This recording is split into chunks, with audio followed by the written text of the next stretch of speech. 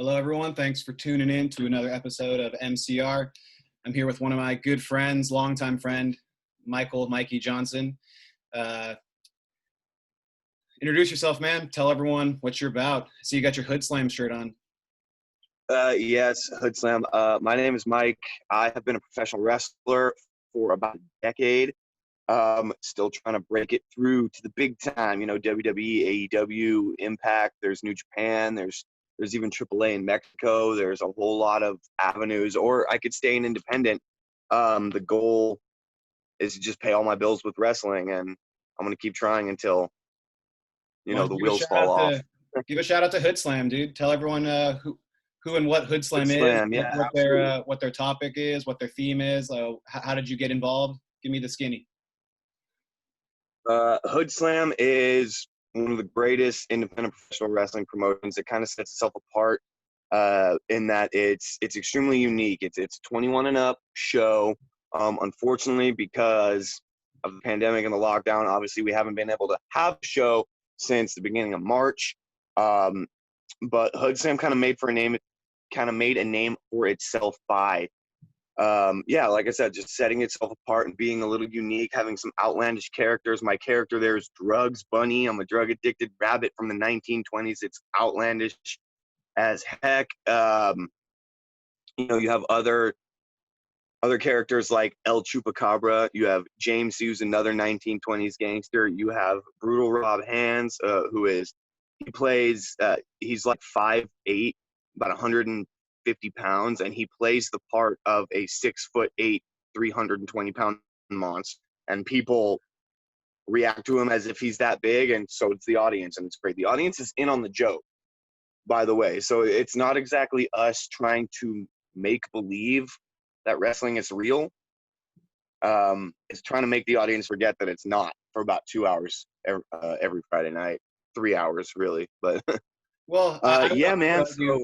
I would argue too that this idea that it's fake, perhaps the storylines maybe are preconceived and hashed out beforehand, but falling down hurts.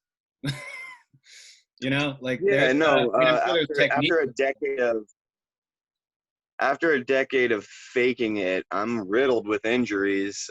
Every professional wrestler is just riddled with injuries that we don't know how normal people feel.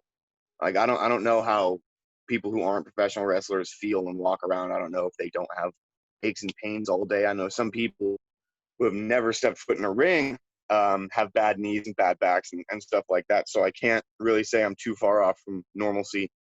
But yeah, the matches are predetermined. It's a show. It's a dance. It's Cirque du Soleil. If you've ever watched one show that really caught my eye was So You Think You Could Dance, or one of the other competitions that. I think Jennifer Lopez is one of the judges, because when you have, it's a clash of styles, and it's just like professional wrestling.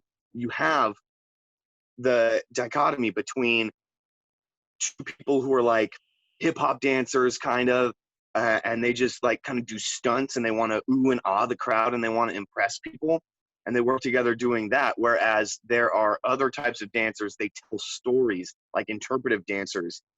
They don't do backflips or front flips or anything like that. They more so tell a story, like most of the time a love story, or maybe even a hate story, a story of separation or something during the dance. And it's just like professional wrestling. You have a style of pro wrestling where people kind of throw storylines and continuity out the window to ooh and ah the crowd, doing front flips, back flips, jumping off of everything, and making sure there's constant movement, so there's constant stimulation. The other type of professional wrestling, not that there's only two, but my favorite type of professional wrestling is the less is more, is the storytelling, is the slow it down so they know what you did. Don't hit them 10 times really fast because you can barely register that first hit. Hit them once, let the guy sell for a little while, register it, then go again. Tell a story of hatred or love or animosity or sadness with that match. And if you're more invested in the character, you're more invested in the story, that's, in my opinion, that is what is going to make the person buy a ticket next time, to see what happens next with the story.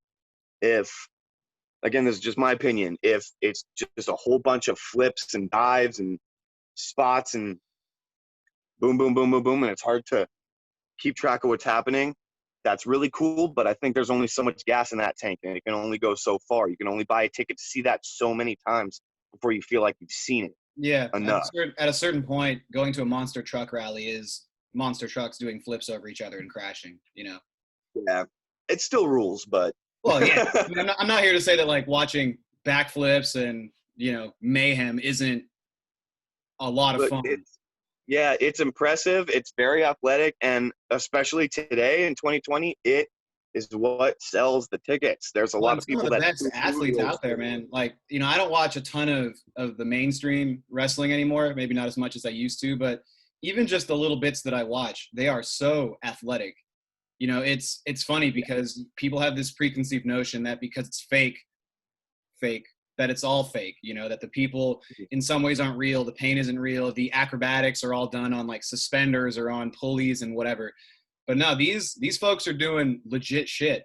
People are in fact getting injured. People are really doing backflips, Mhm. from the top ropes and landing on a human being on the floor underneath them. So yeah, this Mhm. idea that it's all fake and that it's just, it comes from a place of ignorance. And I think that for people that want a real experience, going to check out a Hoodslam show if you're local to the Bay Area when it opens back up would be well worth your time. I've been to some of the shows and they are a good time, man. The audience is right next to the ring. I don't think I can underscore that Oh, enough. very You cool. are feet, you're not like yards. You are literal feet away from the ring. You can feel. Not even feet away from the ring, man. If you get there first, front row is touching the ring. Yeah, and that's Like they nothing like you'll bang. find in a lot of other arenas. You're at least 20 to 30 feet away. So, Yeah, there's I mean, barricades. it's like ringside seats at a basketball game, or on the Mhm. on the window in a hockey game. You are up close and personal to the action. On that Yeah, note, man. man, tell me about the camaraderie. Tell me about the people that you work with. Tell me about tell me about how you got into this, man. When did you first decide that wrestling was your thing? I found out wrestling was my thing probably when I was 13. Um, there wasn't really anything else I wanted to do. It was my favorite thing growing up. I loved professional wrestling. Um, and I mean, well, everyone did. It was the late 90s, early 2000s. That one, it was the biggest deal back then. And then when there was something called the Monday Night Wars. Monday Night Raw and WCW's Monday Night Nitro were going head to head, two completely different companies. It was Vince McMahon versus Ted Turner, and they were competing. There's two grown billionaires competing for ratings.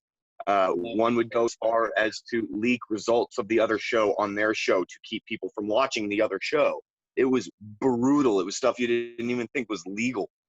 Um, and it was the who's who of everyone was watching. If you didn't go to school on Tuesday having watched Raw, or going to school on Friday having watched SmackDown on Thursday, then you didn't have anything to talk about. It was my favorite thing. So, you get a little older and all the other kids, they kind of start falling off. They don't really enjoy it as much, but I found myself not enjoying it any less as time passed. I would buy VHS tapes, documentaries, and all the behind the scenes footage I can get. And I got my hands on this one video of Mick Foley, played Mankind, and Nick and Foley. Cactus Jack and Dude Love. Um, What a and legend. basically, what's up? I He said Nick showed Foley, man. What a fucking legend, dude. he is a legend. He's a legend, and he's a modest legend too. He, like, when you put his name in with The Rock and Stone Cold and The Undertaker, he's very humble. He's like, oh, little old me, like, absolutely, Mick Foley, little old you was my inspiration to become a professional wrestler, because in this documentary, it just showed him hitchhiking all the way to a show so he could watch his favorite superstar jump off of a cage, and that's when he knew he was going to be a professional wrestler. So I heard, for the first time, I heard someone's story of the first time they knew, and then later on in that story, it showed him going to take college classes and then driving all through the night, miles and miles and miles, to get to a training school run by, if memory serves, it was Killer Kowalski. Not 100% positive on that. Um, And he said that's what he had to do to be a professional wrestler. He would sleep in his car. He'd get there at 5 a.m. and sleep in his car until the training facility opened. And that's how someone whose dad wasn't a professional wrestler, or grandpa, or someone who knew Vince McMahon Sr. from back in the day, that's how a regular person broke into the business. They found a training school, and then it clicked. I was like, I could do this. I could become a professional wrestler. There's a training school in Hayward. I knew about it because it was in this movie called Beyond the Mat. It was the All Pro Wrestling Pacific Coast Sports Training Facility, and I went. I just did it. It was a long time ago, but I still remember those days when you were grinding. I mean, you're still grinding. I don't think the grinding ever stops for you, but when you were traveling across the bay to go to your school. And I remember, I think you even took me there once and just showed me where it was, but it's the dedication, man. And I think, people forget that to get into any profession, it takes a certain amount of hours, a certain amount of grinding, a certain amount of sacrifice, and people don't want to equate something that they see as an act for whatever reason as requiring the same dedication as someone becoming a professional football player or a basketball player, because the numbers in a lot of ways are similar. When you get to the upper echelon of that realm, you are in the top 1% of 1% of people doing that, whether it's basketball or baseball or football or professional wrestling. Yeah, and I'd say it's even harder to make good money at professional wrestling than it is at something like football. There is no professional wrestling high school team. There's no professional wrestling college recruiters. Yeah. Nothing like that. Like, yeah, I joined the wrestling team in high school, but I also took drama class because I knew exactly what I wanted out of life. You know what I mean? Yeah. I knew there was like that acting, that showmanship aspect to it. And there are a lot of people who are really good at football that get swooped up out of high school, out of college. But there are a ton of really good, really talented professional wrestlers that never break to the next level because of that one thing they're missing. And sometimes it's all about luck. It's all about timing. Sometimes it's right place, right time. But the true grinders, they make it too, just not as quick. I mean, I got friends that got plucked from obscurity and became famous pretty quick. And, I'm still grinding. There are people that came in the business after me and are now on WWE before me. And I digress. I'm very happy for them. I love them. I can't pretend there isn't a little bit of jealousy there, but I think it's a healthy jealousy, especially if I'm allowed to or able to admit it. And it just makes me want to work harder.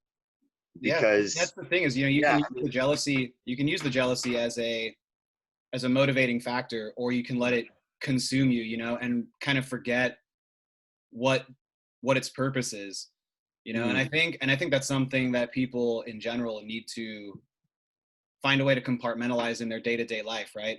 There's a really good 3-minute video from this former Navy SEAL, Jocko Willink, who says that whenever something bad happens in your life, whenever someone gets the promotion over you, whenever something negative happens, your response shouldn't be to cower and run away from it. It should be to say good, because it's an opportunity to make yourself better.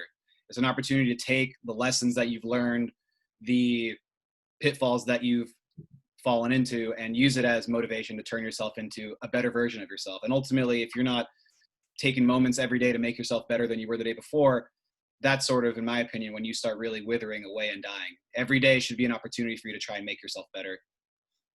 Yeah, there's a lot of that, a lot of those feelings, like I thought I should quit when I turned 30 and I've never even been anywhere, done anything. I thought I should quit. And when a friend of mine gets hired at like 34, I'm just like, okay, I should probably not quit because the business has changed. Back in 2008, when I first joined professional wrestling, there was this weird stigma around the age of 30 where they're like, if they don't look at you, if you haven't made it by the time you're 30, then you're not going to. And that might have been the case when I started, but it is far from the case now. If you have something they want or can use, you got the job.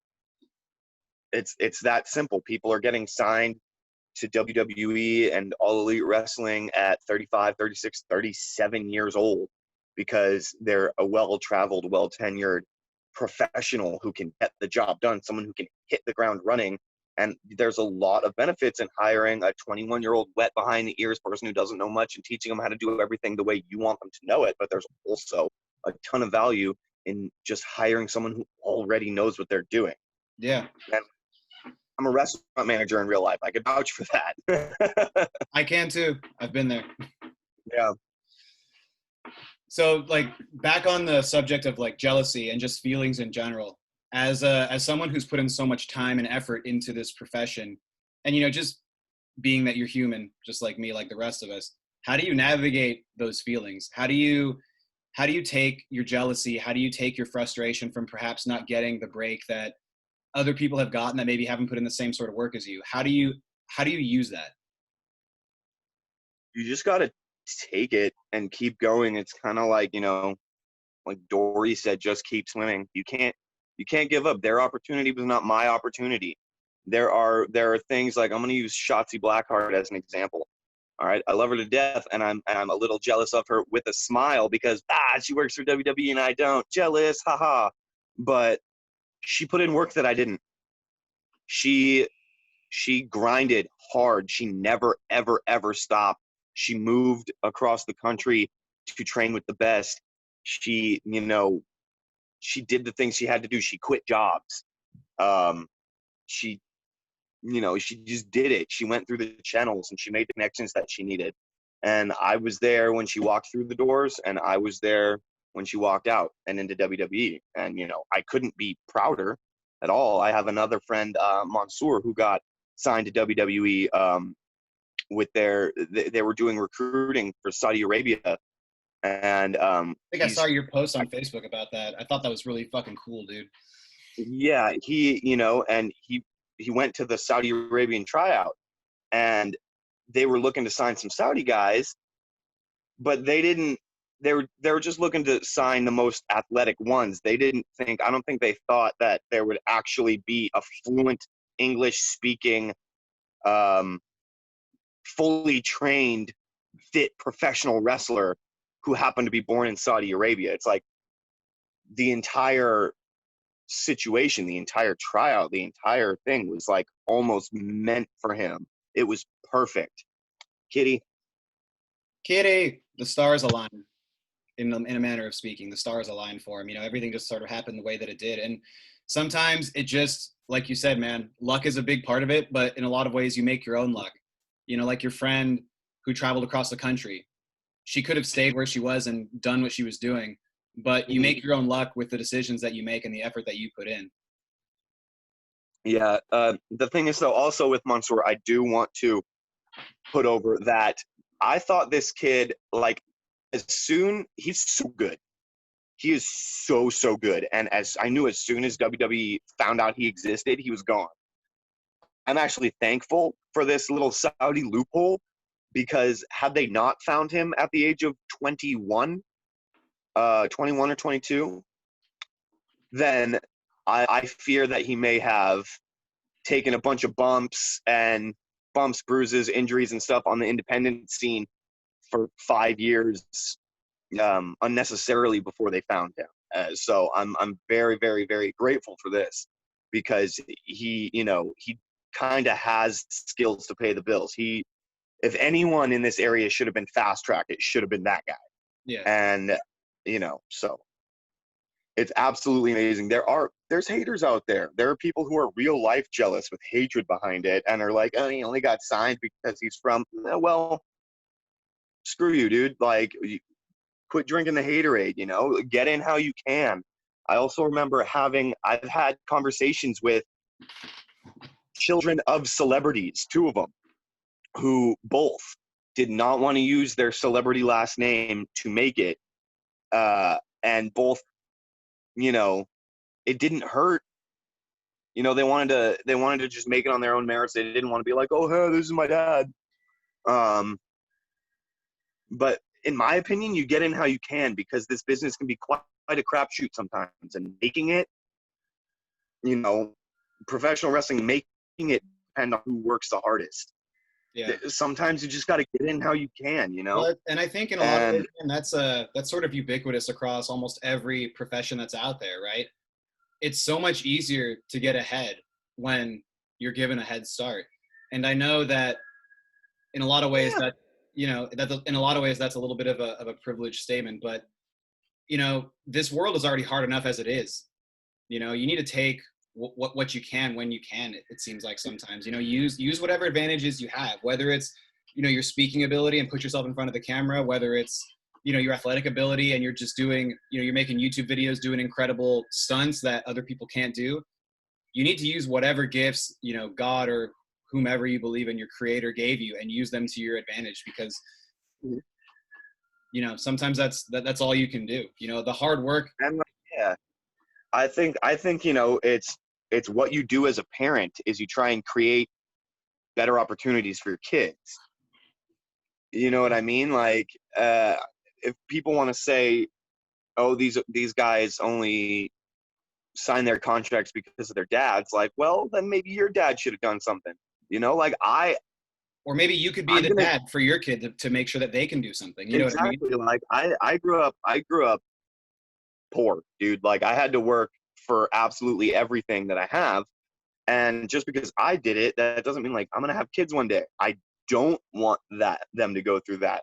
I want them to be kind of like the kids I was jealous of growing up. The kids, I was taking the bus to school while there was a whole student parking lot. You remember, dude, like all the kids that owned cars, that got cars for their 16th birthdays. And some of those cars were nice. Some of them were beat Yeah. up, little hand-me-downs, but some of those cars were really nice. We had But you know the what? poor Like kids. even those hand-me-downs, man. Like a free car is a free car when you're 16. That is the symbol of Yeah. freedom. That is the symbol of independence. Like when you brought up those kids, like I was one of those fortunate kids, right? And like my dad moved here not speaking any English. He basically, Wow. yeah, I mean, he moved here without speaking any English, married my mom who did speak English. So he was fortunate in that regard, but he didn't speak any English. He didn't have a college degree, but he worked his ass off. He worked and worked and worked and worked as hard as he could so that he could provide for his two sons. And it's something that when I was younger, you don't necessarily appreciate the sacrifices your parents make, probably because you're around them so much that you don't even have time to perceive what they're going through. And I think as And you I've have no idea what they did before you were born. yeah, You have no idea what they did. yeah, or like the indecencies they may have suffered because of where they were from and not being able to speak a particular language, And as I've gotten older and as I've seen sort of this paradigm shift in some ways with, who we have leading the country and how all of a sudden it's become more commonplace to talk about people who don't speak English as lesser folks. It's like, you honestly, if you're someone who speaks multiple language, you're already twice as smart as the average American, because we can barely speak English.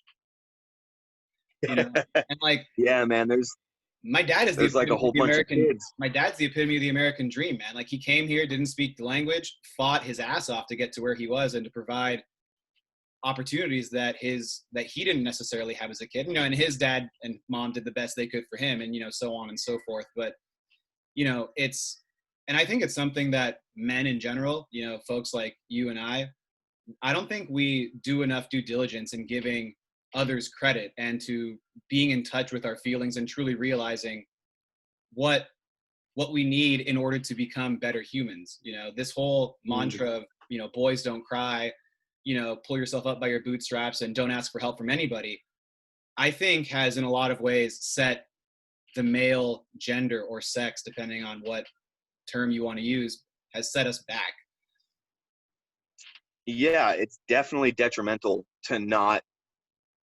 for society to not accept us being vulnerable, because like the only time I could find solace is by myself sometimes, and I'm married. I still like instinctively don't want to be vulnerable around my own wife, which is the one person that I probably should be able to do that around. Yeah. And it's not anyone's fault. It's just like it's a stigma. It's society. It's how we were raised. Born in '88, raised in the '90s, stiff upper lip.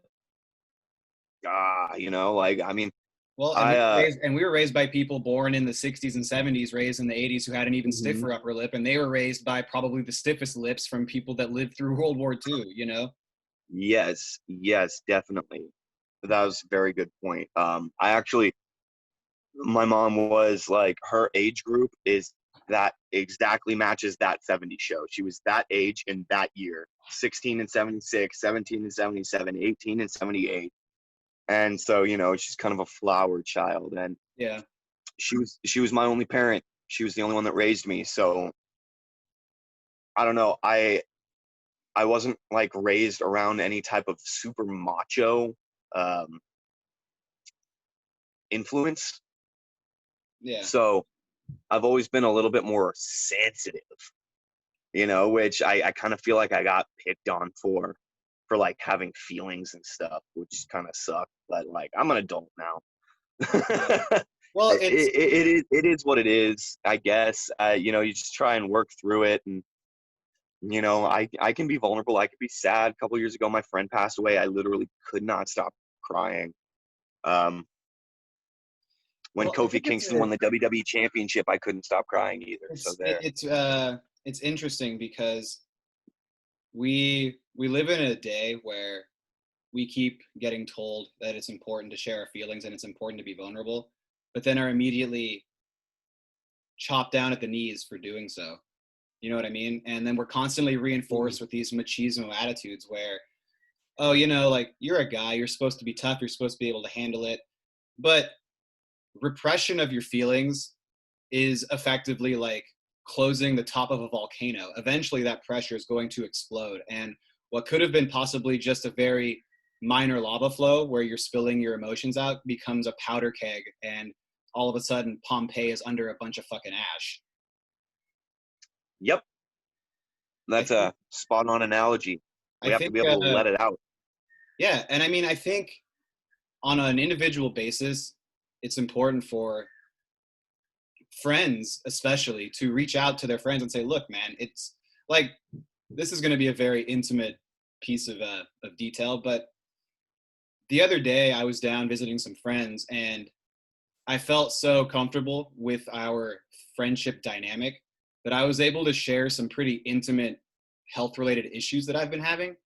And whereas in the past I might have been afraid to say, hey, I'm having this issue that is occupying a very sensitive part of my body, instead of being met with, stop being a pussy, suck it up, they said, what can we do to help? Is there anything we can do to help? Is there anything that you need? Like, you know, and that's the type of answer that I'm hoping that as time progresses and as more men are able to, and boys especially, you know, from a young age are told, hey, it's okay to have feelings. It's okay to talk about things that are ailing you.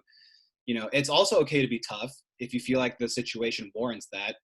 But if you feel something deep inside you that you need to get off your chest, you need to be able to express that to people that you know aren't going to chop you down for it. You know, I just wish that that was more ubiquitous among boys and among their fathers especially, and even the moms to a certain degree too. Like, teach your kids how to be open and vulnerable, because if they don't know how to be open and vulnerable from a young age, it's only going to become harder as an adult, and their ability to close themselves off will become even more difficult to open up. And it's very important to not attach that to weakness at all. Like, it does not equate to weakness at all. And that is the thing. That's the thing. Yeah.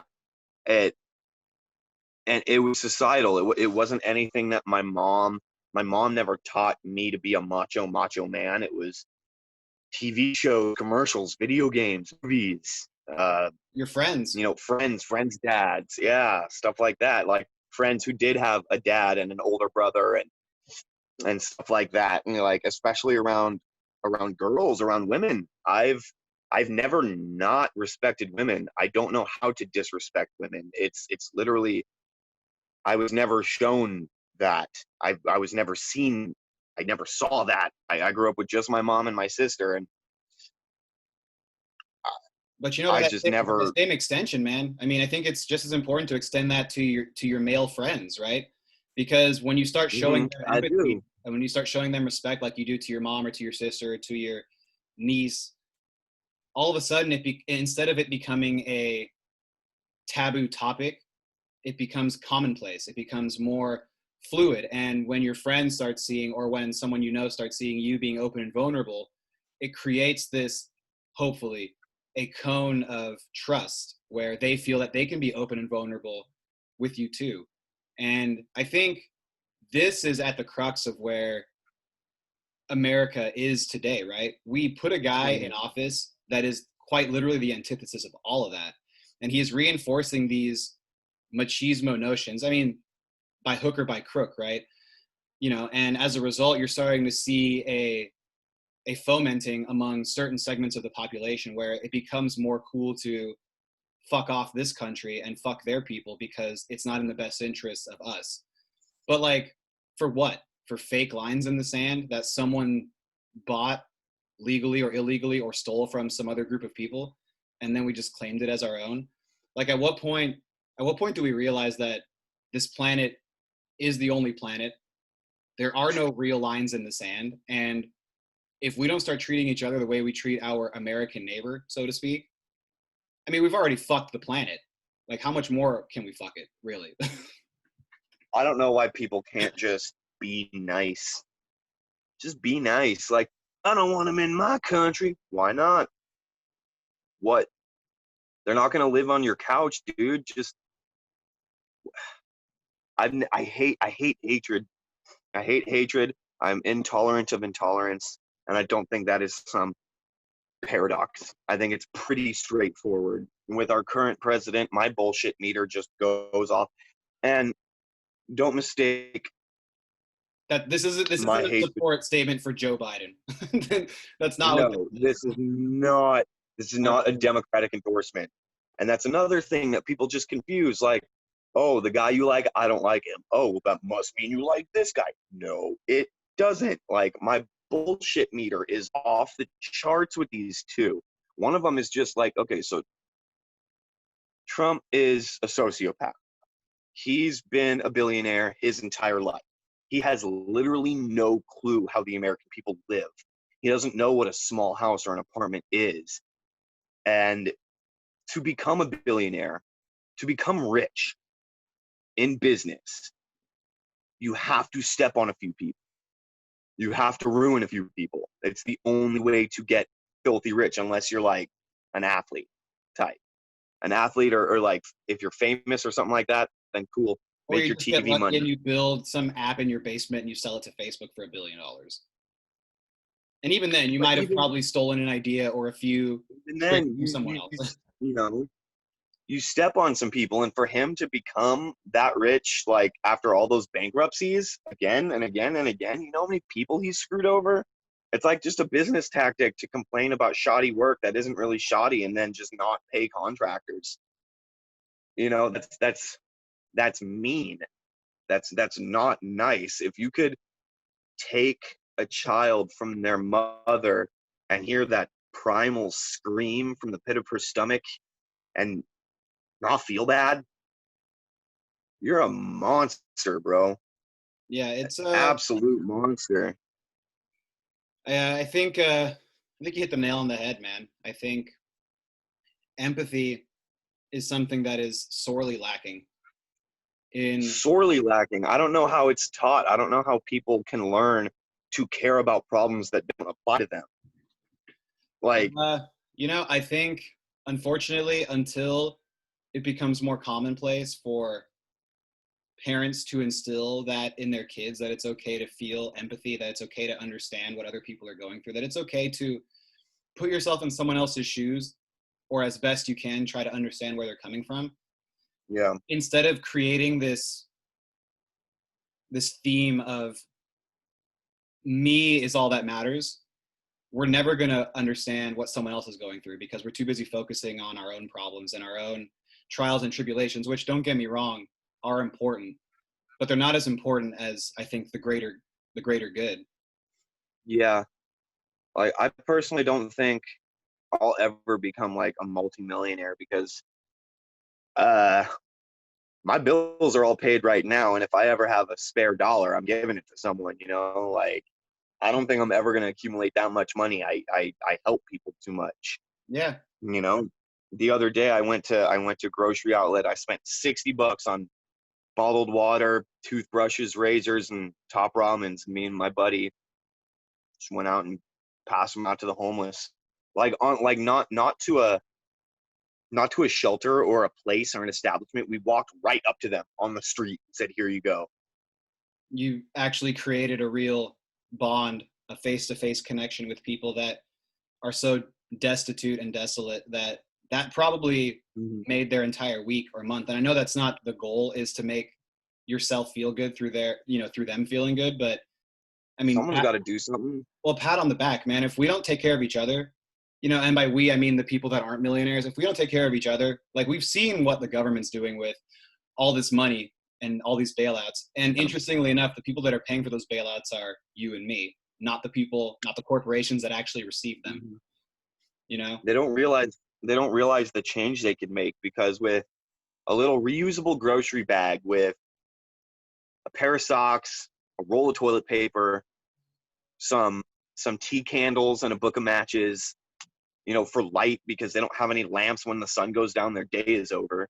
Yeah. And a little reusable cup that was already full of water. One man said he was blown away. He said it was a gift from heaven. That bag cost like $4. Well, and imagine, and it was a gift from heaven.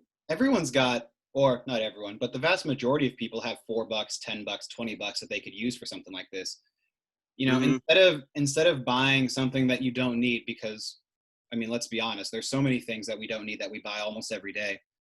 Use that to change someone's entire outlook on life, even if it's just for a day, And again, that comes back to that core point you were making about just having a little bit of fucking empathy, right? Like, no one's telling you to give your car away or give up your house or whatever. Yeah, you can't bury yourself in sadness because there's homeless people. I'm not saying bring them in and put them on your couch. That's not feasible. But if you can, and if you feel like doing that, fine. I'm not going to tell you not to, but you can do something. Right. Everyone can do something. Mm-hmm. Yeah, man. And a lot of that stuff I had laying around my house. I had too many pairs of socks. Way too many. I was like, I don't need these. Done. They're yours. One of the biggest commodities that homeless people need are socks. And people don't realize that. Like, whenever they donate old clothes, it's 9 out of 10 garments is a t-shirt. They have shirts, all right? Everyone donates their old t-shirts. What's up with socks and underwear, man? Yep, especially those socks and underwear, man, because they're on their feet 23 out of 24 hours a day, man. Yeah. And they have we're in California right now. It's 100 degrees a day for the last week. They got nothing to beat the heat. Yeah. Nothing. They have some shade, and if they're lucky, they have some water. But a lot of them, even if you can't or won't do that, something as simple as just acknowledging someone's existence. If you don't have cash on you, you can still say, "I'm sorry, I don't have any cash on me, but if I'm buying some food, I'll bring something back to you," or just acknowledging that they're a person. I think their existence. People think that you need to make some grandiose gesture. You need to buy them this or that. Sometimes all it is just a smile and an acknowledgement, And I think, again, this is something that isn't as common in the male segment of the population as it is with the female segment of the population, right? Because, we're taught to be hard asses in a lot of ways.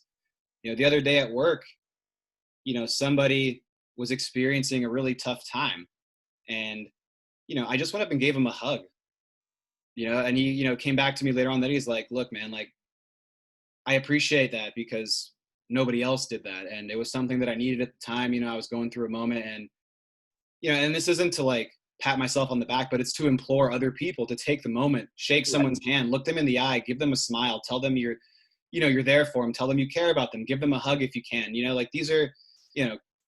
These aren't difficult things to do, and I think the more we treat people as humans, the more we treat them as, as versions of ourselves, which we all are. We're all basically the same. We just look a little different on the outside.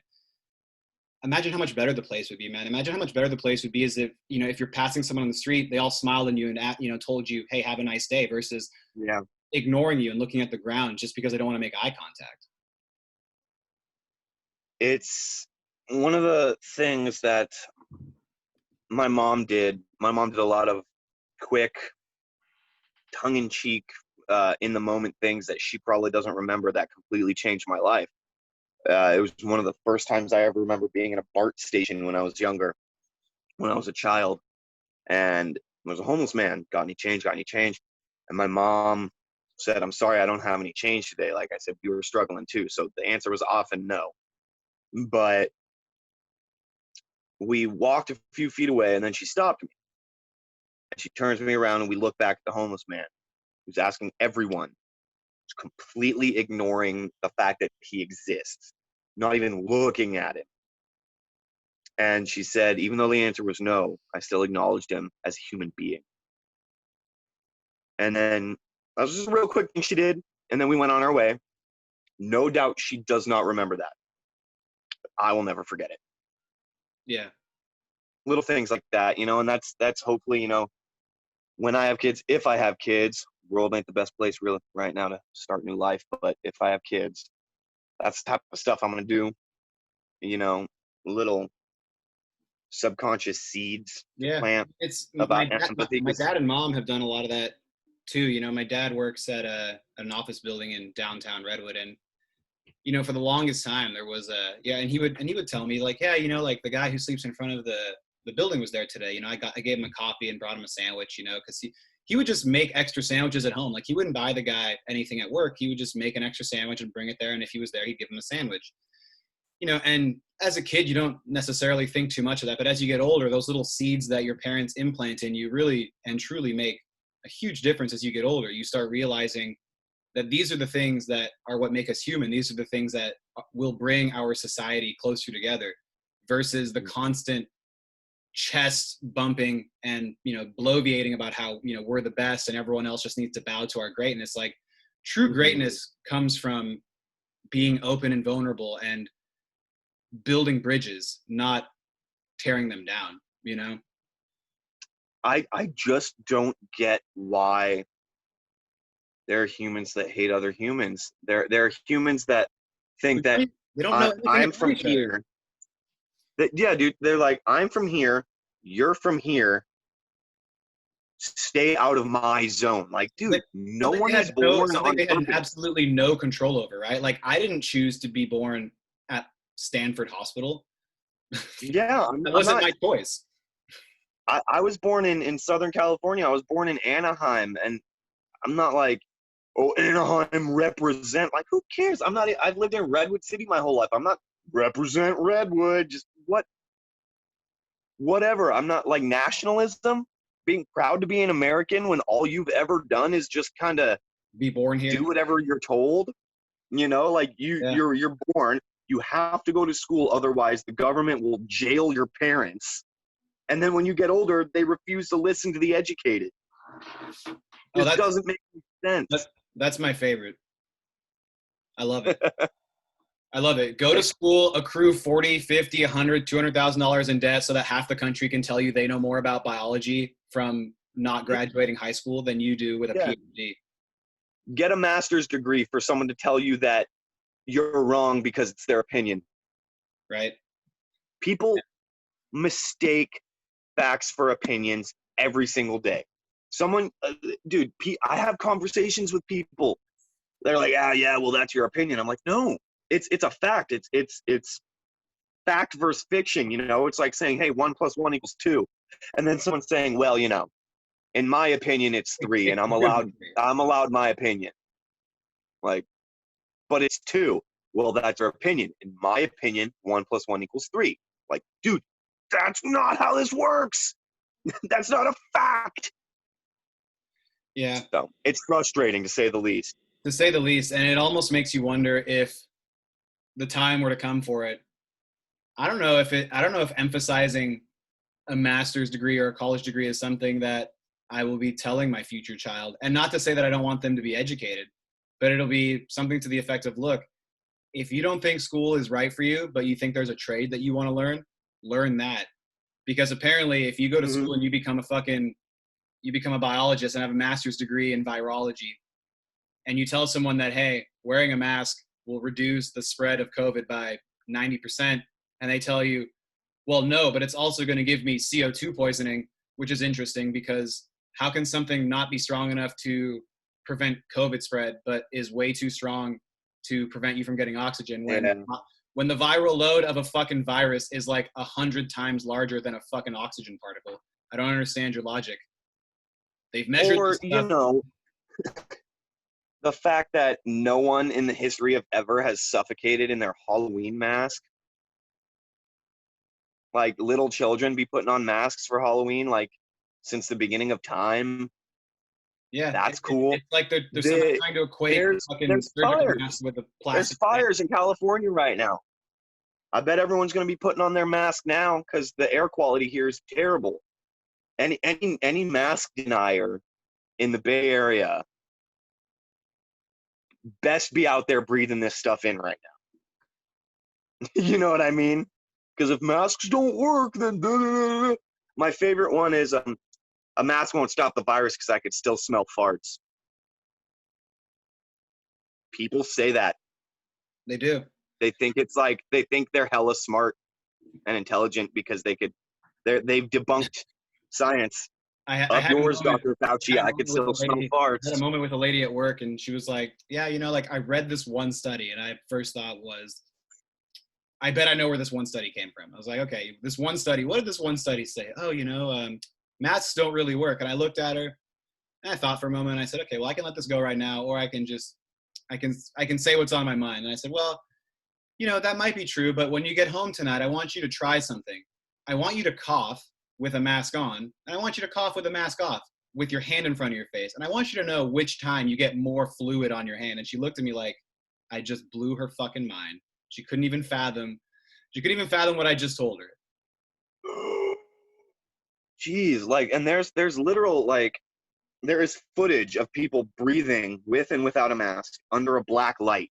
You could just see how much further the breath goes, and there's microscopic particles in your breath, and just keeping it all around here and having it fall to the ground instead of projecting it out. It's like, I feel like it's Look, have you ever breathed common out of your, sense. have you ever breathed Isn't that common sense? Have you ever breathed out of your mouth when it's cold out? You ever get a drop of spit in your eye from someone talking to you from right here who says an F or a P?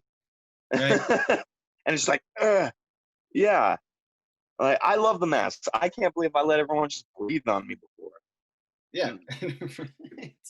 Keep your fucking nasty ass breath away. And dude, it's the easiest thing. Sometimes I'll come home from work and my mask will be on at my house for 5-10 minutes before I realize it's still on. Like, it's not hard. It doesn't block oxygen. That is proven. That's not an opinion. Yeah, it's common sense. And no, masks do not stop you from getting the virus. It stops you from spreading the virus. I don't wear my mask to protect myself. I need you to wear yours to protect me. I'll wear mine to protect you. That's the point of all this. Because if I'm wearing a mask and someone not wearing a mask is talking to me and one of them little drops of spit get in my eye, your eye is another thing. It's like a little mucus membrane or whatever, your nose and your mouth. Your eyes can definitely contract the Rona. A perfect little analogy for the mask wearing thing is in a meme that I saw a couple months ago. Mm-hmm. First picture is two naked people, and it says, if no one is wearing pants and we both pee, everyone gets wet. And the next picture is, if one of us is wearing pants and that person pees, mostly they will get wet. If both of us are wearing pants and we both pee, only we're going to get wet. Kind of thing. So, just wear your fucking mask. You can wear your mask for 10 minutes inside fucking Kroger's or Safeway. And where do these people think, what legal right in the Bill of Rights does it say you don't have to wear a face mask? They're like, I have rights. Okay, which one? Which one is it? It's funny, right? Because this whole life, liberty, and the life, liberty, and pursuit of happiness thing is usually the argument that they use. But you know what's funny is there are 3 caveats to that, and they are life, liberty, and happiness. So if your liberty fucks with my life, fuck you, basically. So if your desire to not wear a mask is you being free and it could potentially make other people sick, well, guess what? That's where your liberty ends. You don't just get to run around with your Second Amendment guns and shoot people because, well, your liberty ends when you kill them or harm them or whatever. Like these are things that work together. It's not like they're individual things. They all they all exist within a spectrum, and at a certain point it becomes beyond the pale of that particular caveat, right? So your life, liberty, and happiness argument falls completely on its face. And, you know, by extension, anybody who has the ability to use Google, which is about 360 million Americans, if you type in my freedom versus health, you'll find that there are particular clauses in every single state's Bill of Rights that says, look, if there is a natural disaster, if there is, you know, a viral outbreak, if there is war, we have the authority to impose certain restrictions on your liberties and your freedoms in order to protect the greater good. So this idea that my freedoms are entirely uninhibited by the government is ridiculous, because first and foremost, the government created these rights anyways, and they created them with particular caveats. You can't go running around in crowded theaters saying fire. You'll get arrested. Yeah. But free speech, but you can't do that. So this idea that there's asterisks, bro. There's a level of common sense that you need to just see the blatant line that you don't cross when it comes to things like that. And common sense needs a new name because it's not common anymore. And I think the internet, I think the spread of social media is very detrimental now, because now dimwits have a huge audience. They have huge reach. They have a voice now. People always thought like this. There were always people with this thought process, but life was just a little bit easier when they were tucked away in some rural little town and they had to be quiet about it. Well, and the only people they were dealing with were their like immediate family members who all thought the same way. Yeah, like cool, like live in your little town and stuff, like whatever. You know, but like people who are like blatantly wrong can now voice their opinion to millions and millions of people on the internet, and those words reach someone who doesn't know any better, and now they believe false information. And then everyone falls into an echo chamber where they're just finding people who think the same way that they do, and they just keep reinforcing their beliefs, whether misguided or not, through the echo chamber and the silos of information that they've quarantined themselves in. Not to use a 4-letter word, quarantine, but whatever. Yeah. I mean, I was having an argument with a family member, with a distant family member online, sort of an argument. They shared a meme that said, these are the facts. It had the word facts, and then it listed fallacies. Like 4 of them. Like one of them was, wearing a mask can awaken dormant diseases within your body. Dude, that's the same lady who wrote that stupid video on YouTube called Plandemic. The same woman who got kicked out of her laboratory for falsifying evidence, who then made a video about how you can activate your own COVID by wearing a mask. What? Like dormant diseases? You mean like I'm in remission for shit I don't know about? You're saying wearing a mask would bring a cancer patient in remission out of remission? You're in remission for shit you've never had. That's the crazy part. And you know, and there's stuff like that, and then another one was like you're gonna get CO2 poisoning, which I really, for the life of me, think they are confused with carbon monoxide. I think they think that's what it is. They are. They keep calling it carbon monoxide when they mean carbon dioxide. And the thing is, like, wearing a loose cloth mask or like a gaiter is not tight enough to give you CO2 poisoning. You would have to literally put a plastic bag over your head. You don't exhale out of your mouth the same shit that comes out of a car's tailpipe. I don't know who needs to hear that, but you don't drink gasoline and fire pistons in your stomach, dude. Like, that's not how that works. So everyone's entitled to their opinion. I'm pretty respectful of my family. I let her know, like, yo, this is wrong. Like, you don't have to wear a mask. That is wearing a mask. Physically wearing a mask is an opinion. Okay. You don't have to do it. Kind of makes you a dick. You don't have to do it. But I said, sharing all of this false information, sharing these lies is irresponsible. And she's like, well, that's your opinion. I'm like, no, this is wrong. You are wrong. She's like, no, I'm not wrong. God, you don't have to attack me just because I think differently. I'm like, well, the difference in our thought process is you are wrong. I mean, you're allowed to be wrong, but Dude, wrong is look, what you are. if I want to keep There's a my word to baby warm, describe what you are, and it's wrong. if I want to keep my baby warm by putting him in the oven on 300 degrees to keep him warm, that's just my opinion, man. Like, you can't tell me that's right or wrong. I mean, dude, What? it's like, yeah, dude, like fucking just leaving your car running in a closed garage is like, it's bad. I've heard of people's opinions that it's bad, but I just want to warm up my car. Yeah. It's my opinion.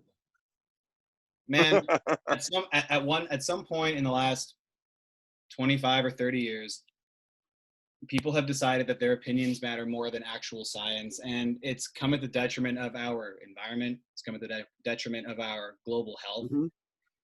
And in a lot of ways, it's attacked our ability to empathize with other people, because now, all of a sudden, instead of having an open and good faith discussion, it becomes an attack on our character. And if it's one thing people do, it's they get incredibly defensive when someone feels like they're being attacked in their character. When people are so on their high horse that they think they're correct all of the time, or want to at least pass off being incorrect as a valid opinion, man, we're doomed. Like, when did we start doing that?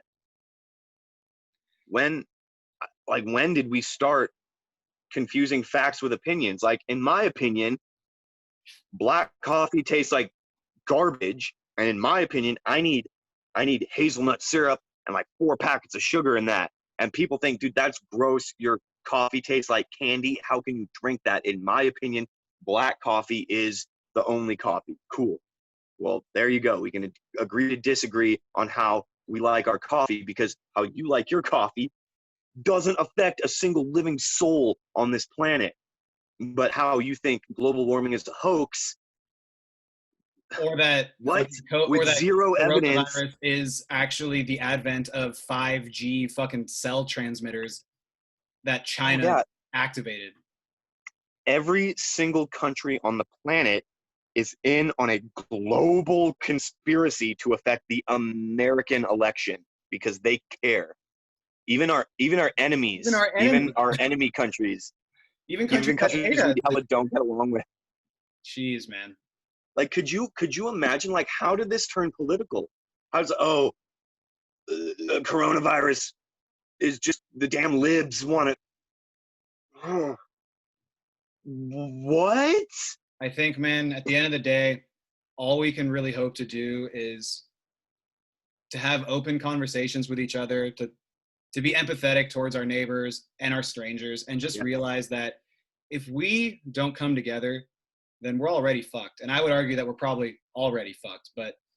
Oh yeah, we're up shit creek, bro. No paddles. No paddles. My brother, I appreciate you joining me and having this little chit chat this morning. I hope things open up and you can get back into doing the Hoodslam shit soon, because I plan to make more of a regular appearance at your shows, man. I had a good time the couple times I was there, and I encourage people watching this, check out Hoodslam on Facebook, follow the page, follow the Twitter account. There he is. Got the hat, got the shirt.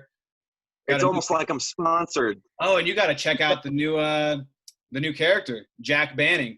He's got his quarantine video logs. They're a hoot. Check them out. Absolutely. You can check out the Jack Banning's YouTube page. Give me a subscribe. I'm just trying all this new stuff out. You have to, if you want to stay alive in the wrestling business right now, you either have to adapt or perish. Basically, there's been no real shows since March. There are some shows in other states where people, and there shouldn't be, I don't know if there's lax mask laws out there, but I'm not comfortable doing shows with a bunch of fans yet. So and on that note, let's all come together as people. Coming together is the only way we're going to get through this, man. Mikey, always good to talk to you, brother. Hopefully I'll see you in person sometime soon. Godspeed. Oh, yeah. You too, man. Take care.